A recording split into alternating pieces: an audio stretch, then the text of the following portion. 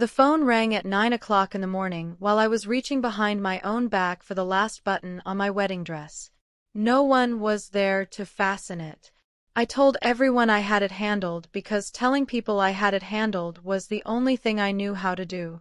I saw my sister's name on the screen and I answered with the button still loose. Renata didn't say hello. "Don't wait for Dad," she said, soft and sweet the way she got right before something cruel. "He chose to stand with me." I pressed my hand flat against the doorframe. "How could you do this?" I whispered. There was a smile in her voice. "You should have known your place." I almost believed I'd walk in alone. I was wrong about who would be standing in that room. So was she. Welcome back to Calm Drama Stories. I'm Sierra.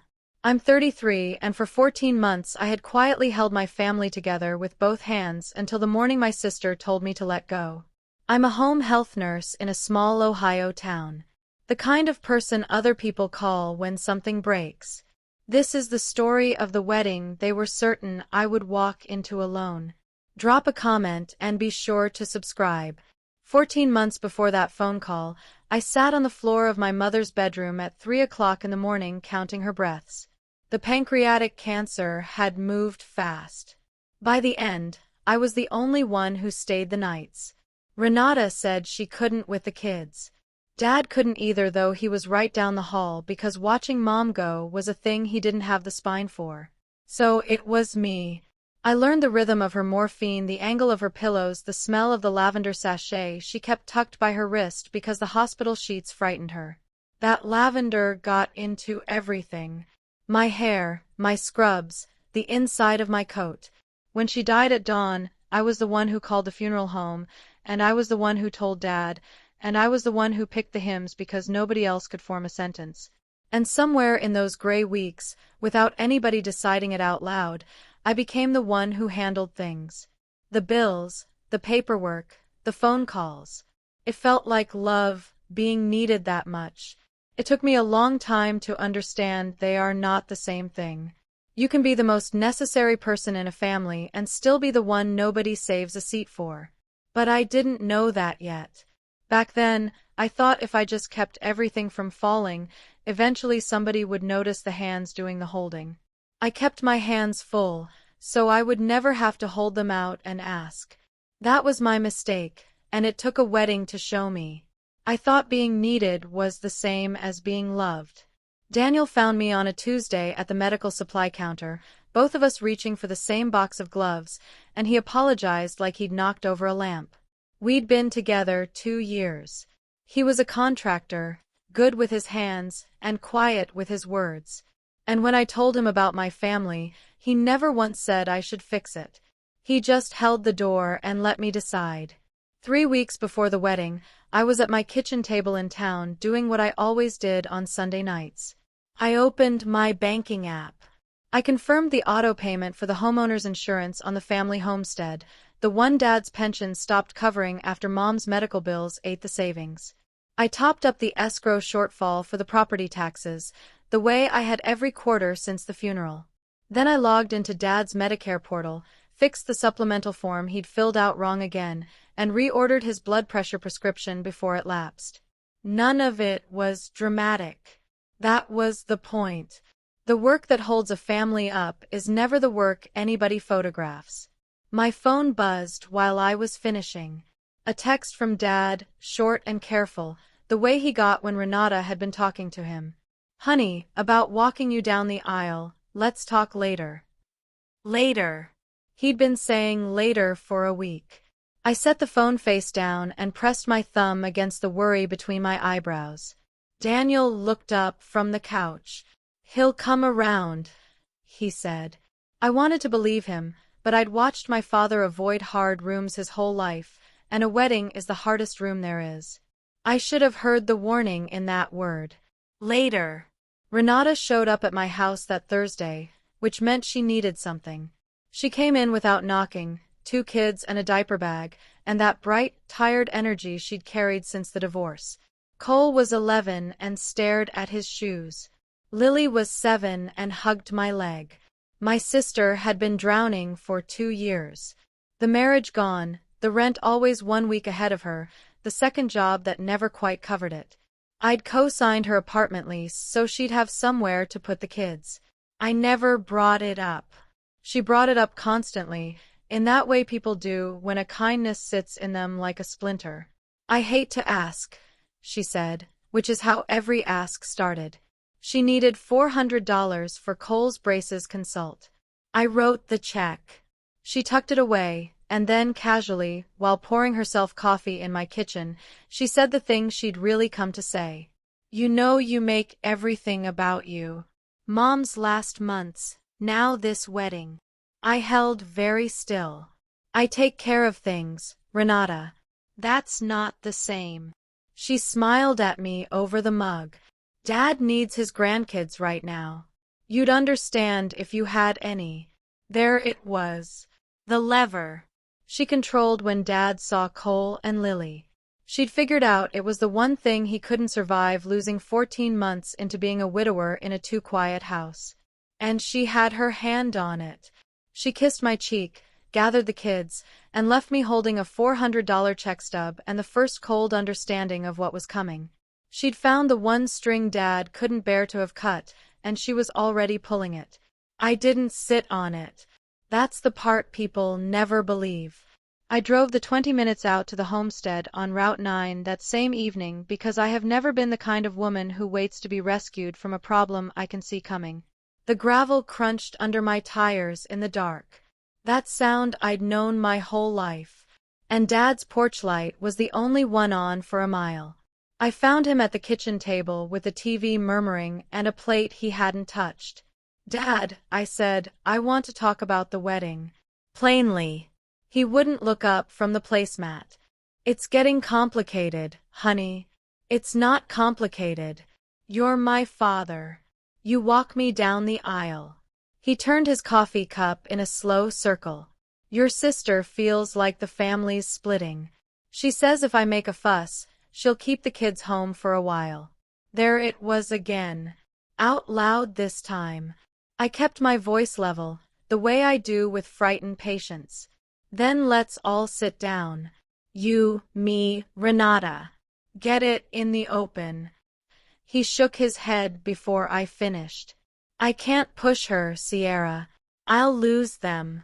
And I understood the trap fully. The way you understand a current that's already past your knees. If I forced him, I'd be the one tearing his grandchildren away from a grieving old man. Renata had built it so that my fighting for him would look exactly like hurting him. I drove home with the gravel sound following me out the lane. Her words sat in the truck with me the whole way. You should have known your place. I'd known my place for 14 months. My place was holding everything up. I just hadn't said it yet. Aunt Prue called the next morning before I'd finished my coffee. She was my mother's older sister, 70, the keeper of the family's reputation in a town where the church potluck was still a kind of court. Sierra, honey, I'll get right to it. Prue never got right to anything. She circled. People are talking. Renata says you've cut the family off. I haven't cut anyone off, Aunt Prue. I'm getting married. A long, wounded sigh came down the line. Your mother, God rest her, would hate to see this. Can't you just be the bigger person? I'd been the bigger person at every funeral, every holiday, every 3 a.m. There's a point where being the bigger person just means being the one who absorbs the blow, so no one else has to. What exactly is Renata saying I did? I asked. Aunt Prue, who couldn't help herself, told me. My sister had been on the phone for a week to half the county. The story was that I'd grown cold and proud, that I thought my nursing degree made me better than them, that I'd run the family like an accountant ever since Mom died, and now I didn't want them at my wedding. None of it was true. All of it was useful. I see, I said. And I did. Finally, see the shape of the whole thing. If you've ever been the one everybody leans on and nobody thanks, the one whose boundaries get called selfish the second you set one, stay with me. What I did next wasn't loud. It was just true. Comment, I see her, and keep watching, because the morning of the wedding, a door is going to open, and I want you in the room when it does. Here's what made it ache. We were supposed to get married in the apple orchard behind the homestead. My great-grandfather planted those trees. I'd run between them as a girl, climbed them, buried a parakeet under the oldest one when I was 9. Daniel and I had spent months on it.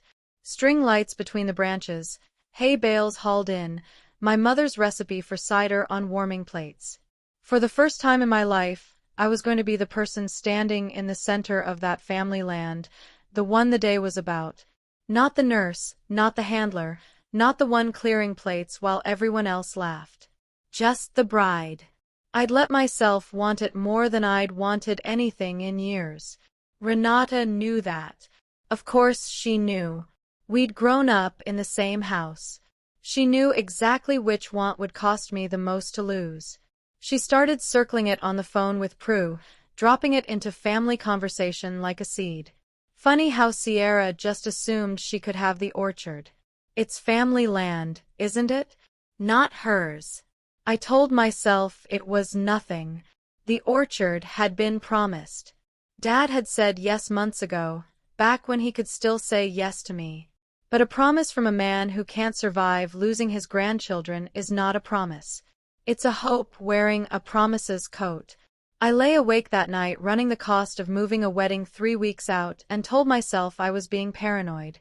I was not being paranoid. I was being early. The gravel of that lane, the lavender in my mother's old room, the trees my family had stood under for 100 years. Renata was about to take all of it and call it keeping the peace. That night, I did something I'm not proud of, and then something I am. First, I opened the banking app and I scrolled. 14 months of it. The insurance payments, the tax escrow, the pharmacy charges under Dad's name that I'd quietly covered. The lease I'd co-signed. I added it up. And the number was large enough that I sat back in my chair. Then I did the thing I regret. I printed it, all of it, into a neat folder. Statement after statement. The whole invisible architecture of what I'd been carrying. I sat there and I imagined the family dinner where I'd open that folder. I imagined laying it on the table in front of Prue and Renata and Dad and reading the figures out loud, slow, watching their faces change as they understood finally exactly how much of their comfortable little world I'd been holding up while they called me cold. The fantasy was warm. It was so warm. My friend Dana, a nurse I'd worked beside for 9 years, came by the next day for coffee and I showed her the folder. She whistled low. Sierra, make them see what you actually do for them. Lay it out. Let the whole family watch.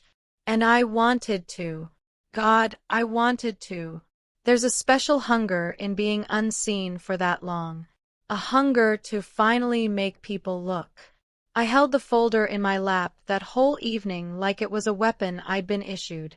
I was certain that was the path. I'd expose them. I'd make them understand the arithmetic of everything they'd taken for granted. I went to bed sure of it. I had the wrong weapon in my hands, and it would take my mother to show me. The call came on a Saturday, 10 days out. Dad's number, but Renata's voice doing the talking in the background, coaching. Honey, he said, about the orchard. I closed my eyes. I think it's best we don't do the wedding out here. Keep things calm. It's family land. Renata thinks. Renata thinks. I repeated soft. Now, don't be like that. I wasn't being like anything.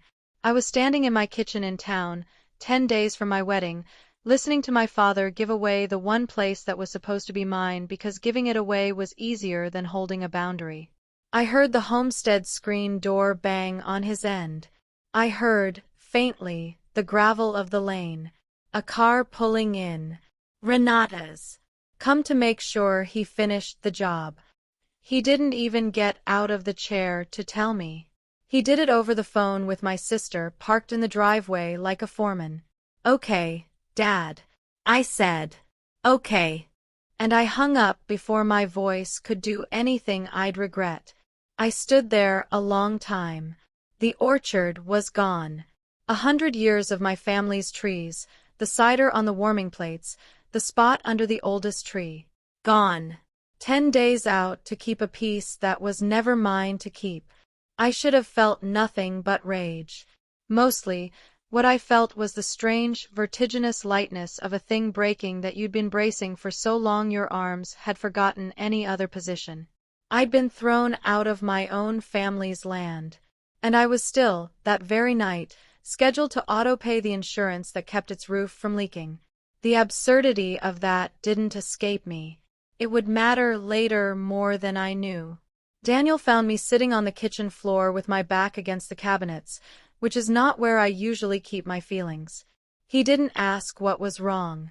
He sat down next to me on the floor, knees up, the way you sit with someone instead of across from them. "We'll get married in our own backyard," he said. "I'll build an arch this weekend. I've got the cedar." It was a good offer. It was a kind, solid, true offer from a kind, solid, true man. And I couldn't say yes to it. Not yet. And the reason shames me a little even now. I still wanted my father. I still wanted, underneath everything, for Walt Overton to wake up one morning and choose his daughter. And I knew a backyard wedding with a cedar arch would be admitting that he never would. So I said, "Let me think." And then this is the part. I picked my phone up off the floor and I reordered Dad's blood pressure medication because it was due. Because the pharmacy had texted. Because 14 months of reflex doesn't switch off just because your heart's been kicked. I was still tending the roots of a house I'd just been thrown out of. Daniel watched me do it. He didn't say anything, but I saw him see it. The whole grotesque shape of it. A woman propping up the people stepping on her. "Sierra," he said gently, "who's holding you up?" I didn't have an answer. I'd built my whole self around never needing one. And somewhere out on Route 9, in a house I was still keeping warm with my own money, my father sat alone and let my sister decide who got to love him. I went to bed angry. I woke up with a plan I'd regret. For 3 days I rehearsed it. Not out loud. In my head. In the shower. On my drives between patients. The speech. The folder. I'd walk into the family supper Prue was already planning. The let's all make peace before the wedding supper. And I would set the folder down on the table next to the casserole. And I would open it. I scripted the opening line a dozen ways. Before anyone talks about family loyalty, I'd like to read you some numbers. I scripted Prue's face going pale. I scripted Renata's mouth opening and nothing coming out. I scripted my father finally understanding the size of what he'd let his daughter carry. In the fantasy, I was calm and devastating and they all sat there and looked at me. Looked. Really looked. For the first time in 14 months. I wanted to be seen so badly I could taste it. I had the receipts. I had the moral high ground. I had 9 years of Dana telling me I gave too much and got nothing back. And now I had the proof in a manila folder on my passenger seat, riding around town with me like a co-conspirator. You should have known your place. Fine, I thought. I'll show them my place. I'll show them every dollar of it. I was so sure. I want you to know how sure I was because it's going to matter when I tell you I didn't do it. I was a day from walking into that supper and detonating the truth in front of everyone I was related to. I had my hand on the pin. And then I drove out to the homestead to collect my mother's things for the wedding. And my mother, 14 months in the ground, stopped me. But first, Renata wanted coffee. Just us. She texted. Sisters. I knew better and went anyway because part of me still kept hoping a door would open in her that never did. We sat in the diner off Main and she stirred her coffee and studied me. And I realized within a minute that this wasn't reconciliation. It was reconnaissance. She wanted to know if I was going to do something. Those were her words. at the wedding or the supper. Whether I was going to make a scene. She was scared of the folder I didn't know she'd guessed at.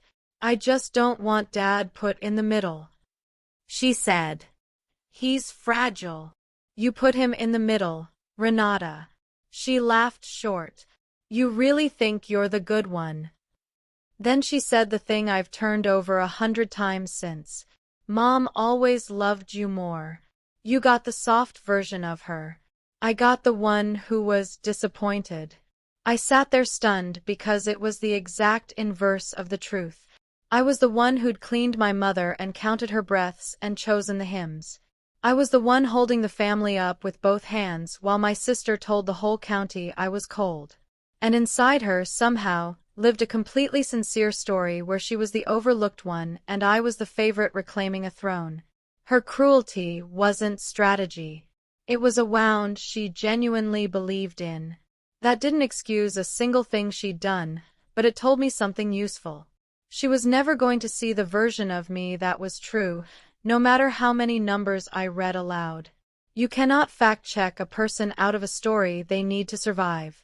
The folder wouldn't reach her. Nothing would. I just didn't know yet what would. I drove out to the homestead Thursday afternoon while Dad was at his cardiology appointment, the one I'd scheduled. The gravel announced me to an empty house. I let myself in to collect what I needed from Mom's sewing room. Her veil, the lace she'd saved for me since I was small. The little things a daughter takes from a mother's hands when the mother can't hand them over herself. The sewing room still smelled like her. Lavender, faint, soaked into the curtains and the thread. On the shelf sat her old tin of sewing things, the one with the faded rose lid, and I opened it the way you open anything that belonged to someone you've lost. Slowly. Braced. Inside, on top of the spools and the pins, was her good embroidered handkerchief, the white one with her initials in the corner, the satin edge gone soft and frayed from a lifetime of her thumb worrying it. And folded under it, a slip of paper in her handwriting, not addressed to anyone, just left there, the way she left small truths around the house for whoever was ready to find them. I read it standing up, then I had to sit. Place isn't where they seat you, she'd written. It's where you decide to stand. Stand, Sierra. I don't know when she wrote it.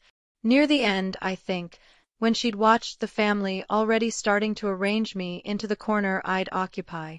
She'd seen it coming. She'd seen me. I pressed my thumb against that frayed satin edge, the exact spot her own thumb had worn smooth over 40 years, and something in me that had been braced for 14 months finally, quietly, set itself down. The folder in my passenger seat suddenly felt like the smallest, saddest weapon in the world. My mother had handed me a better one. I stayed too long.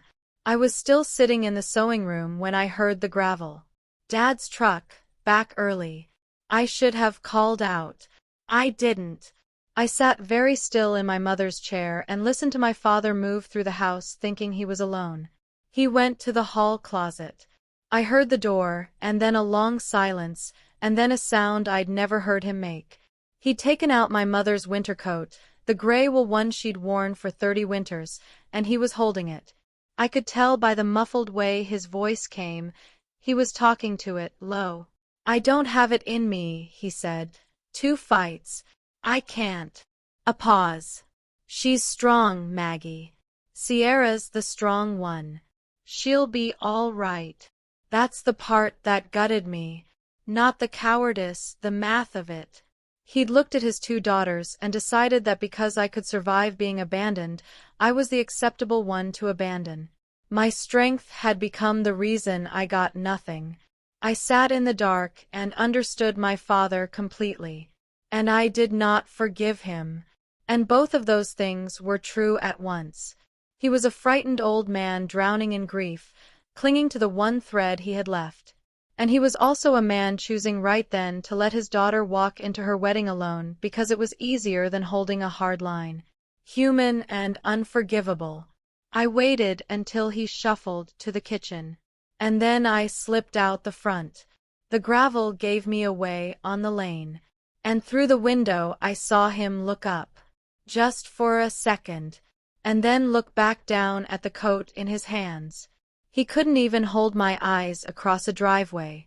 I filed that image away. I'd see it again.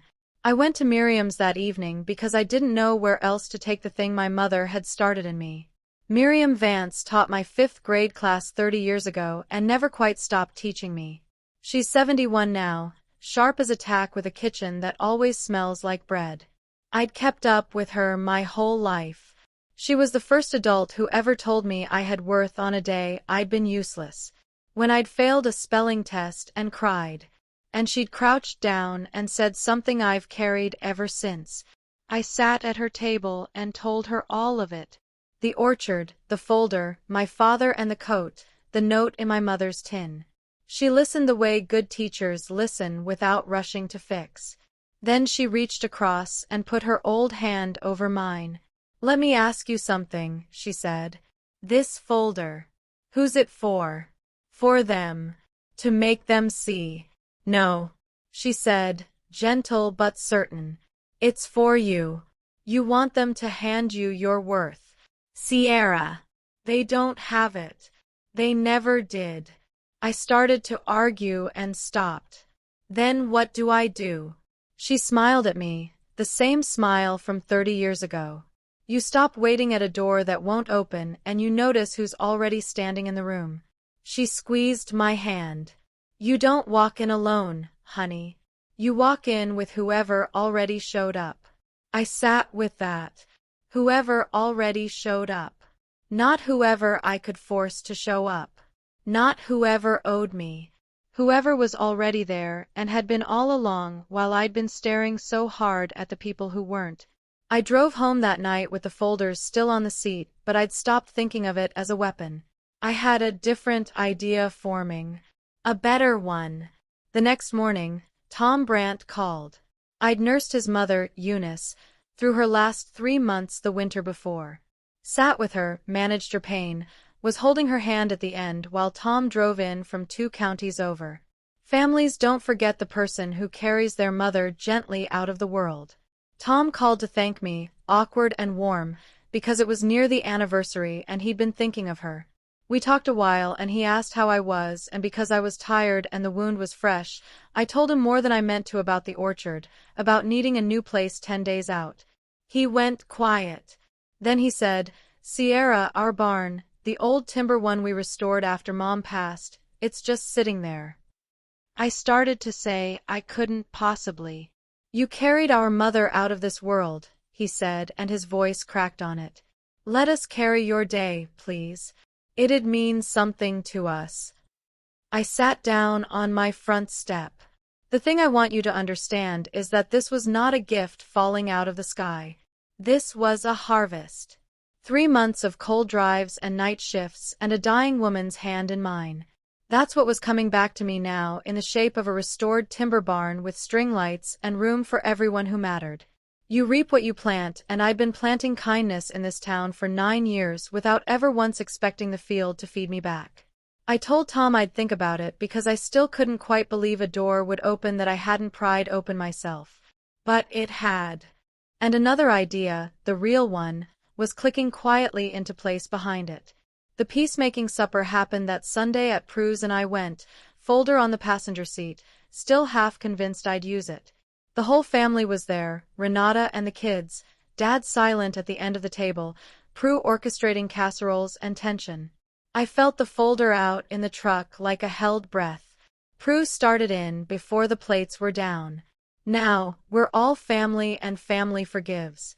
Sierra, I think you owe your father and sister a little grace." And there it was, my opening, gift-wrapped. I could go to the truck. I could bring the folder in. I could lay 14 months of receipts on Prue's good tablecloth and read them out, slow, and watch every face at that table rearrange itself. My hand actually went to my keys. And then I looked at my father. Really looked. He was staring at his plate, smaller than I'd ever seen him, a man who talked to his dead wife's coat in an empty house. And I understood, with my mother's notes still folded in my coat pocket, that if I read those numbers aloud, I would break him in front of everyone. And I would be fighting Renata on her own ground, the ground of who owes what, who's the victim, who gets to be the wronged one. I'd be making it about me and about money and about being seen, which is exactly the game she'd win. I took my hand off my keys.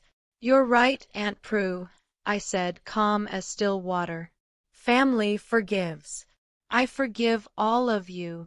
Renata's eyes narrowed. She'd expected a fight and gotten Grace, and Grace frightened her more. The folder stayed in the truck. I drove home and dropped it unopened in the recycling bin. I finally knew what my real weapon was, and it wasn't paper. Here is what I did instead, and I did it quietly over 3 evenings at my kitchen table. I built my father a handover. Not a weapon, a gift of the most honest kind. I made a clean, organized packet of everything I'd been silently carrying for 14 months. Every account, the insurance policy and when it auto-drafted, the property tax escrow and the dates it came due, the Medicare logins, the supplemental forms, the pharmacy auto refills, the names and numbers of every person I'd been quietly coordinating on his behalf. I wrote it out in plain language, the way I'd write discharge instructions for a patient going home to manage on their own, because that's what this was. I was discharging myself. For 14 months, I'd been the machine keeping that house running, and no one had ever seen the machine because a working machine is invisible. So I was going to hand my father the keys to it, all of them, clearly labeled, and step back. Not to punish him, to free us both. He couldn't keep depending on hands he refused to hold in daylight. And I couldn't keep being load-bearing for a family that called me cold. It hurt to type it. Every line was a thing I'd done out of love that had been taken as my due. But underneath the hurt was that same strange lightness from the kitchen floor. The feeling of arms remembering they were allowed to lower. When it was done, I had a folder again. A very different folder. Not the one that exposed them. The one that released me. I set it on the counter to give to Dad after the wedding. And I went to call Tom Brandt and tell him yes. Yes to the barn. Yes to a room that wanted me in it. Moving a wedding in 9 days should be impossible. It wasn't. Because I'm good at exactly one thing above all others. I organize the unorganizable under pressure. It's the nurse in me. I made the lists. I made the calls. And then the strangest, warmest thing happened. The town moved with me. Dana rallied the nursing crew to string the lights. The Brandts hauled in hay bales and set their grandfather's timber barn glowing. A family whose father I'd sat with through hospice brought folding chairs. The diner off Main, where Renata had interrogated me over coffee, donated the cider. My mother's recipe, because the owner had loved my mother. Daniel built his cedar arch after all and set it at the barn's far end. Every call I made, someone said yes before I finished asking. I'd spent 9 years being the person this town called when things broke. And I had never once understood, until that week, that I'd been building something. A web. A net. A room full of people who would catch me if I ever stopped catching everyone else. The orchard was gone. And somehow what replaced it was bigger. I stopped trying to be invited to a family that kept seating me at the edge. I built a room of my own instead. Full of people who'd chosen me. If you've ever had to do that, walk away from the table you were born at and build your own, you already know what's coming. And you know it's worth it. Subscribe so you don't miss the door opening. Because in 2 days it's going to swing wide and my sister is going to be standing on the wrong side of it. The room was full before the wedding even started. Renata just didn't know it yet. Renata caught wind that I wasn't crumbling and it broke something loose in her. Her whole plan had assumed a particular ending, me humiliated walking into a half-empty room without our father, proof to the whole county that I'd isolated myself with my coldness. A Bride Alone is a story that confirms everything she'd been selling. But I wasn't going to be alone. And word of the Brandt barn was traveling and the cider and the lights. So she escalated.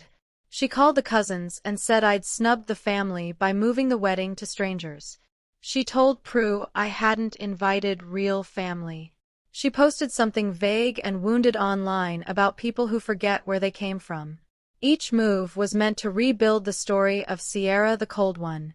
But here's what she didn't account for. The people filling that barn weren't reading her posts. They were the families of patients I'd sat with at 4 a.m. They were nurses I'd covered shifts for. They didn't know her version and they wouldn't have believed it because they'd seen the actual me. The one who showed up. Renata was shouting a story into a room that had already met the truth. I heard from Dana that my sister had started to sound frantic on the phone, the way people do when the narrative they've built is coming apart in their hands.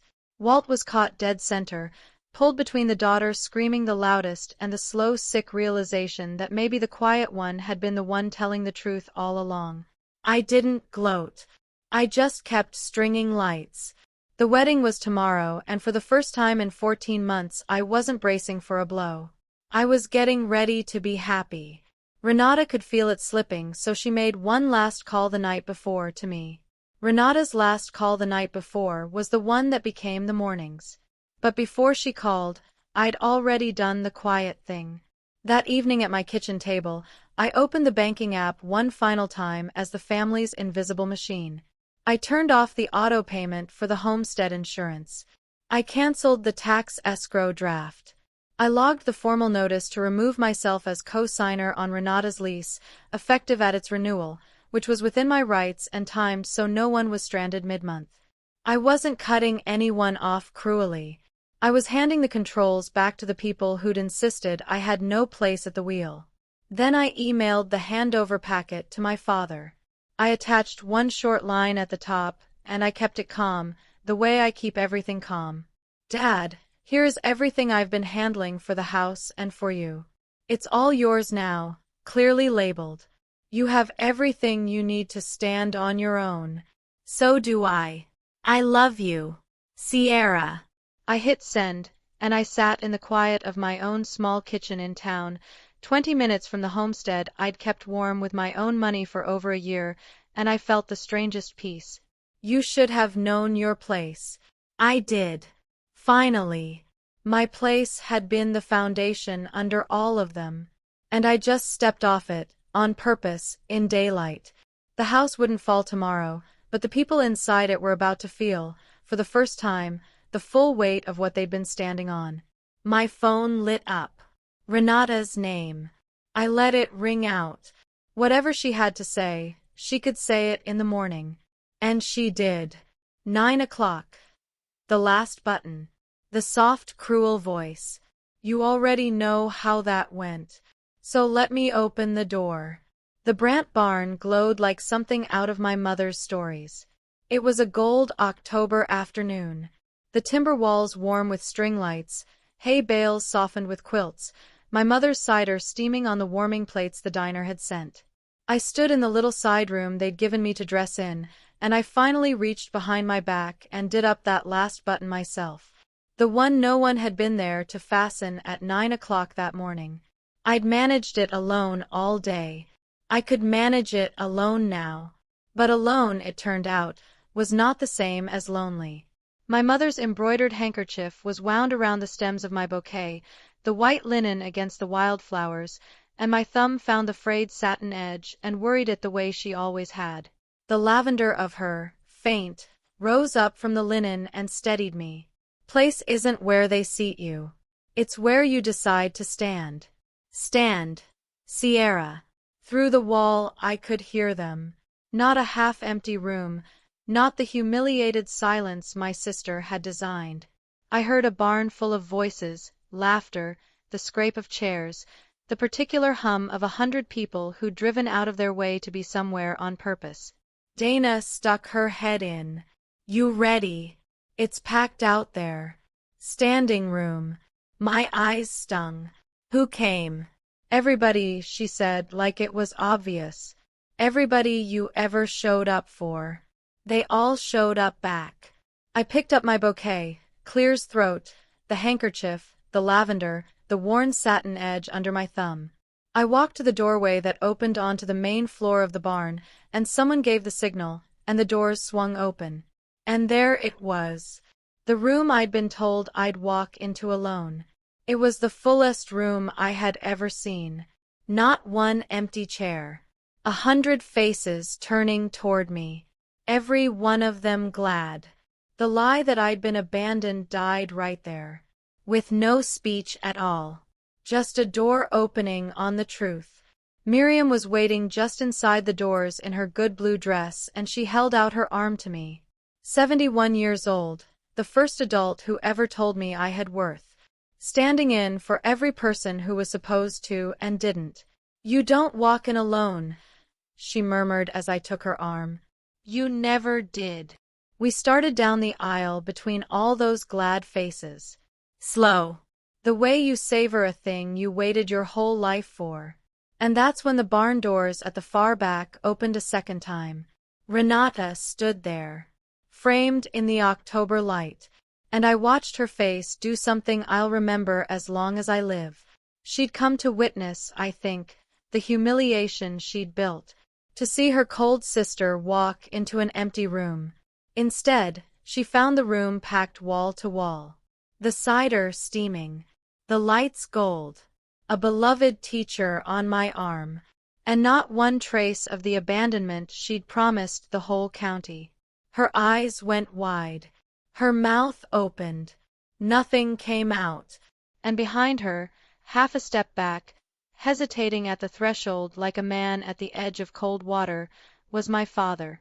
He'd come on his own. No Renata steering him for once.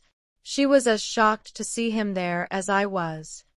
He'd gotten the handover packet, I'd learn later, and somewhere in those clearly labeled pages he'd finally seen the size of what I'd carried.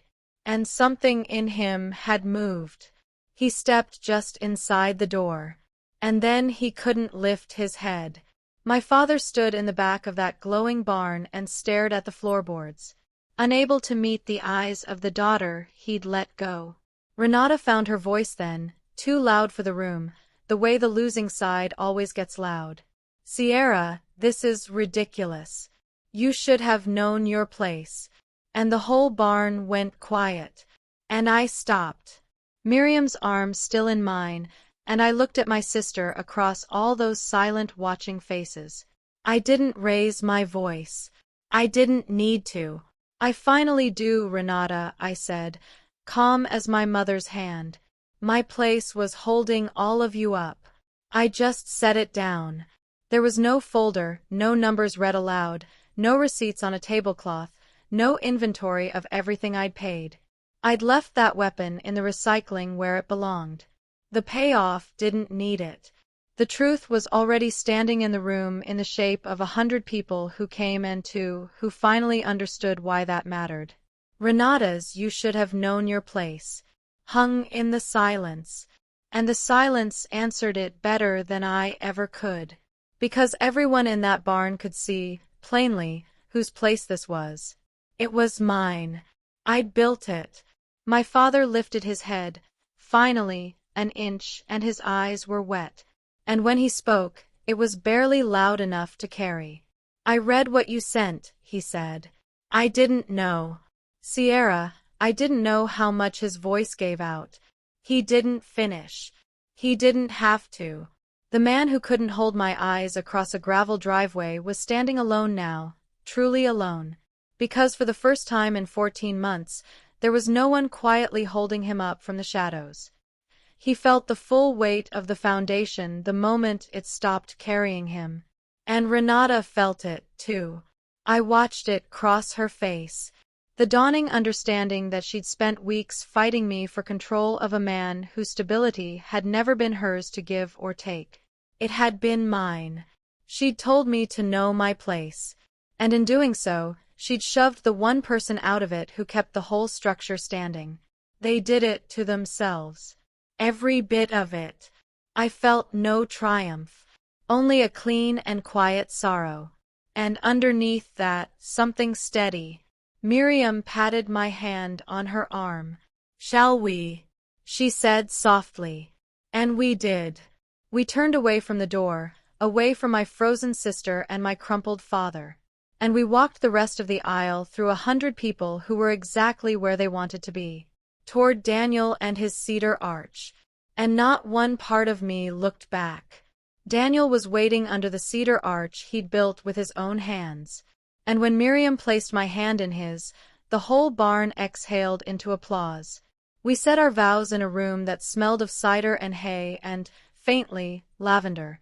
I kept the handkerchief wound around my bouquet the entire time, my thumb finding that worn satin edge whenever my voice wavered. My mother present in the only way she could be. Somewhere in the back, I was aware of my father lowering himself onto a hay bale, sitting through the ceremony with his hat in his hands. Renata had gone, slipped out the way she'd come into the October light. I let her go. I didn't have a speech for her, and I didn't need one. The vows were the only words that mattered, and they were about a future, not a wound. When Daniel kissed me, 100 people I'd spent 9 quiet years showing up for rose to their feet, and the sound they made was the sound of being seen, finally, by the people who'd been seeing me all along. I looked out at that full glowing barn, and I thought about the morning. The loose button, the soft cruel voice, the certainty that I'd walk in alone. I had been so sure I was alone. I had been wrong in the most beautiful way a person can be wrong. My mother knew it before I did. She'd left it in a sewing tin for me to find. That my place was never the chair they pointed to. It was the ground I chose to stand on, and the people already standing there when the door swung open. I didn't walk in alone. I never had to. I just had to stop staring at the people who weren't there long enough to see the room that was full. The weeks after told the rest. My father sat down with that handover packet and learned, line by line, what 14 months of being carried actually looked like. The insurance came due and he paid it himself, late the first time, on time after that. The tax escrow, the Medicare forms, the pharmacy refills. All of it was his now, clearly labeled, exactly as I'd left it. He called me more in that first month than he had all year, and slowly the calls changed shape. They stopped being about what he needed and started being about nothing at all. The weather, a ball game, my mother. Once, near the end of a call, he said, "I should have walked you down that aisle." I didn't argue and I didn't absolve him. "Yes," I said, "you should have." It was the most honest thing we'd said to each other in years. Renata's leverage came apart on its own, the way a thing does when the structure under it is gone. She'd been trading on her control of the grandchildren, but Dad, standing on his own 2 feet for the first time, didn't need her permission for his own stability anymore. He had the packet, he had the accounts, he had himself. The threat that had ruled him for a year lost its teeth. She didn't apologize. People that deep inside a story rarely do. But she got quieter and the calls to the cousins stopped. And Prue, who'd preached that family forgives, found she had no scene left to manage. I kept the boundary my mother's note had taught me to keep. I help where I'm respected. I don't where I'm taken for granted. I'm still a nurse. I still show up for this town at 4 a.m. when something breaks. But I stopped being the invisible machine under a family that called the machine cold. Miriam came to Sunday dinners now. So did the Brants. So did Dana. The family I was born into got smaller and truer. The family I'd built without noticing got larger and warmer. And the two finally stood at a livable distance. Out on Route 9. My father learned to cross his own gravel driveway and knock on his daughter's door in daylight. It took him a while. He's slow and he's 70. And he's still grieving. But he comes now on his own and he holds my eyes when he does. The lavender of my mother is still in everything. Her handkerchief in my dresser drawer.